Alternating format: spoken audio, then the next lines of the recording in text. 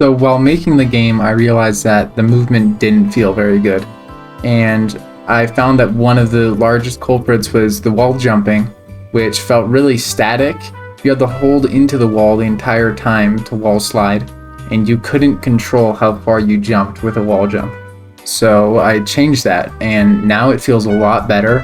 It doesn't feel perfect, but I can live with that. I then worked on adding a pause menu, main menu, and settings menu into the game. Now I'm planning to have either 2 or 3 levels, but before I plan those levels, first I have to finish making my first level.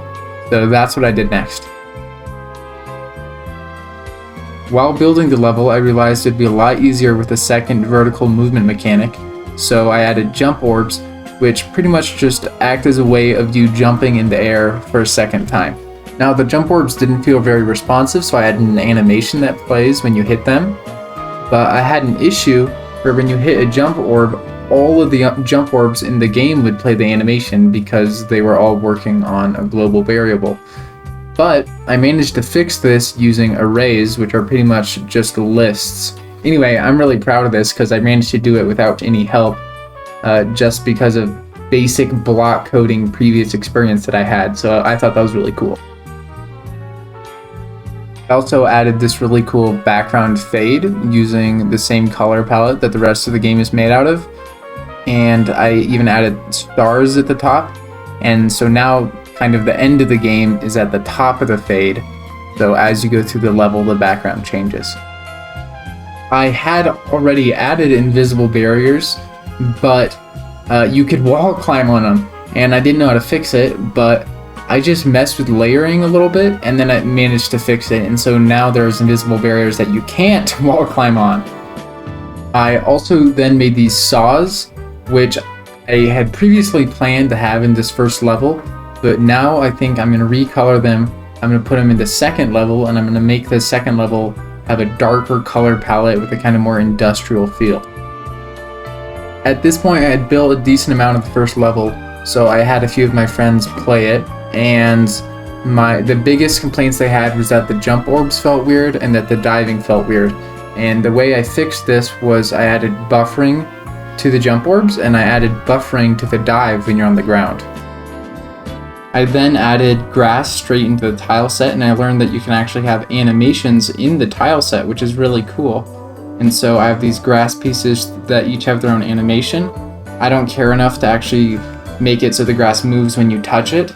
So I might just have the grass kind of randomly move, we'll see. I also added this little flag with an animation that marks the end of the level.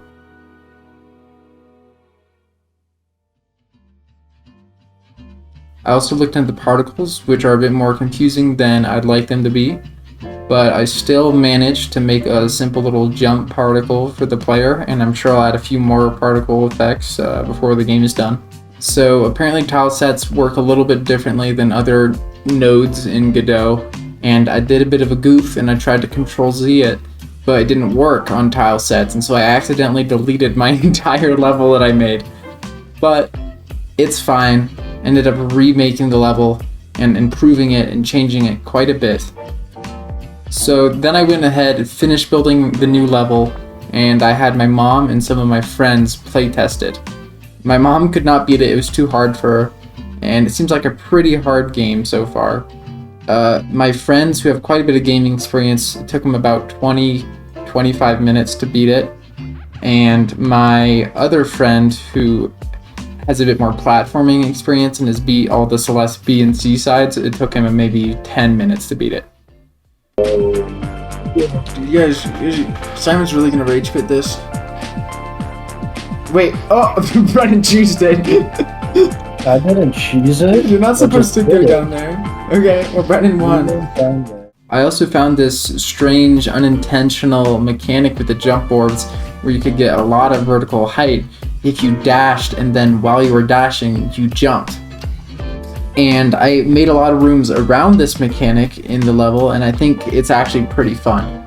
I figured out the way it works, but I'm not going to fix it, even though I could.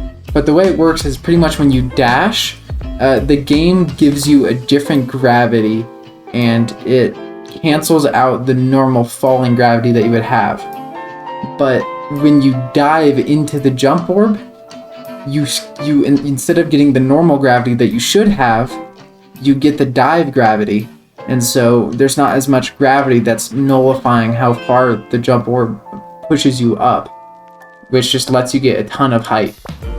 I've started work on level 2, and I'll see you guys next time. Like and subscribe.